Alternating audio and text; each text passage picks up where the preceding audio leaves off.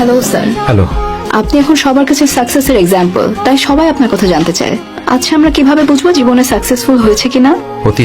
অতীতই আমাদেরকে বলে দেবে আমরা সফল হয়েছি কিনা। অতীতে আমরা কোথায় ছিলাম আর এখন আমরা জীবনে কতটুকু উন্নতি করেছি, সেটাই সফলতার মাপকাঠি। এই পজিশনে আসবেন কখনো চিন্তা করেছিলেন? চিন্তা করেছি বলেই আজ আমি এখানে। আপনার বাৎসরিক স্যালারি $125 মিলিয়ন, যা হিসাব করলে দেখা যায় 1000 কোটি টাকারও বেশি। সাথে আছে কোম্পানির শেয়ার। ইতিমধ্যেই আপনি কোটিপতি, অনেক টাকা পয়সা উপার্জন করেছেন। আপনার অনুভূতি কি? টাকা। যখন 6-এ পড়ি তখন বাবা 10,000 টাকা লোন নিয়েছিলেন। লোনটা পরিশোধ করতে পারছিলেন না। প্রতি সপ্তাহেই মহাজন টাকার জন্য বাড়িতে আসতেন। পরিশোধ করার মুরদ নেই, লোন নিয়েছিলে কেন? 1 মাসের কথা বলেছিলে, আর এখন 1 বছর হতে চললো। টাকাটা কখন দেবে? আরে আমি আমার টাকা ফেরত চাইছি আর তুমি হাসছো। ভাইজান চা। থাক, আর মেহমানদারি দেখাতে হবে না। এখানে আসলেই আমাকে চা খাইয়ে বিদায় করবে। আরে ভাই, তোমার তো মানুষের জন্ম, তাই না? ওয়াদা রক্ষার ন্যূনতম ভদ্রতাটুকু নেই। তোমার বউ বাচ্চার কি দরকার সারা জীবন দুঃখে কষ্টে কাটানোর জন্য? ঠিক। ওই দিন মায়ের চোখে অপমানের ছাপ দেখেছিলাম আমি।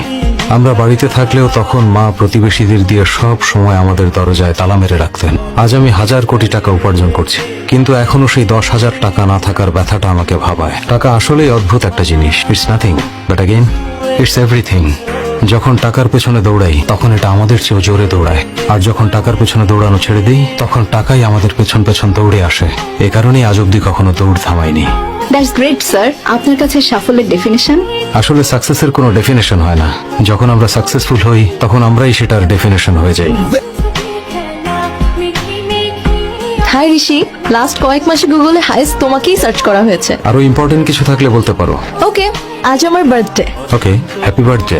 সন্ধ্যায় আমি একটা পার্টি দিচ্ছি, তোমাকে আসতেই হবে, কোনো অজুহাত চলবে না। I'll be there. Thank you. Nidhi, কি খবর দোস্ত? বিখ্যাত হওয়ার পর বন্ধুদের ভুলেই গেলি।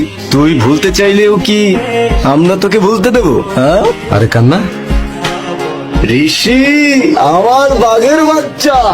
তুই এখানে? সারপ্রাইজ। কেমন আছিস ঋষি? আরে গীতা, এখনো ডায়েটে আছিস? তুই এখনো বদলাসনি ঋষি। হাই ঋষি। স্যার, আপনি এখানে কিভাবে আসলেন? তোমাকে সারপ্রাইজ দেওয়ার জন্য ঋষি। সব কাজ ফেলে চলে এলাম। থ্যাঙ্কস নিধি, এই সারপ্রাইজ প্ল্যানটা আসলো। হ্যাঁ ঋষি, আসলে আজকে আমার বার্থডে পার্টি না, তোমার জন্য সারপ্রাইজ পার্টি। থ্যাঙ্কস নিধি। ঋষি, প্রফেসর থাকাকালীন আমি অনেক ব্যাচ দেখেছি। কিছু কিছু ব্যাচ অনেক সময় স্পেশাল হয়, কিন্তু তোমার জন্য এই ব্যাচটা আমার কাছে সবচেয়ে বেশি special. Thank you sir, and thank you all আমাকে সারপ্রাইজ দেওয়ার জন্য। তোদের দেখলেই পুরনো অনেক স্মৃতি আমার মনে পড়ে যায়। কিভাবে যেন শুরু হয়েছিল। আরে মামা, তোর প্রথম বাইকের কথা মনে আছে? টুকুর টুকুর টুকুর।